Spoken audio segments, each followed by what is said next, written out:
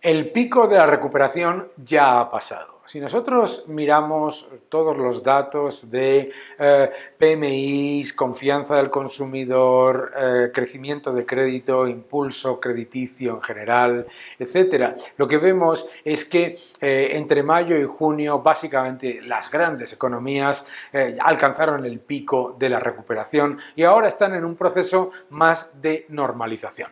No significa que estén en un proceso de contracción, pero sí es verdad que no podemos esperar sorpresas positivas adicionales. Si vemos los índices de sorpresa económica, una de las cosas que nos reflejan más rápidamente es que la sorpresa económica de la mayoría de las economías desarrolladas, Estados Unidos y la eurozona, pero también de Asia y China en particular, reflejan ese que hemos dejado atrás el pico de la recuperación. ¿A qué nos enfrentamos en los próximos meses?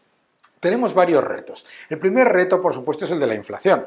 Hemos visto que a pesar de ese pico, muchas de las materias primas y de los precios de activos, incluso con alta sobrecapacidad, como es el caso del aluminio, se han mantenido elevados. ¿Qué significa esto? Que el componente monetario de la inflación es mucho más alto de lo que nos dicen cuando nos hablan de inflación transitoria o de efectos de cadenas de suministro.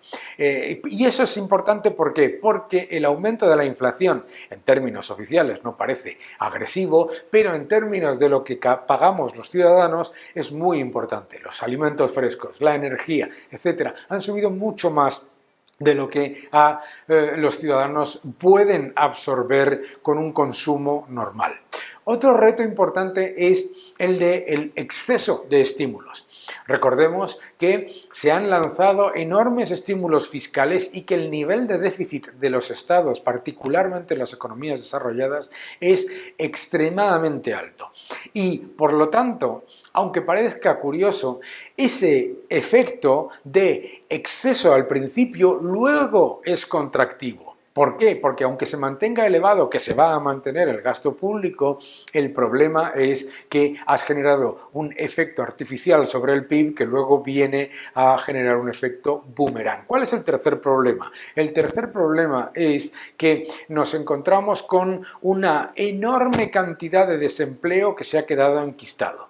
La recuperación sin empleo que estamos viviendo, en la que vemos, por ejemplo, cómo el paro sí mejora, pero no lo suficiente ni mucho menos comparado con el nivel de estímulo monetario y fiscal que se está generando. Y, por lo tanto, la lentitud en el empleo, el aumento de la inflación y la baja efectividad de los estímulos fiscales pesan sobre el crecimiento potencial, sobre el empleo potencial y, desde luego, sobre la estabilidad de las finanzas de los estados.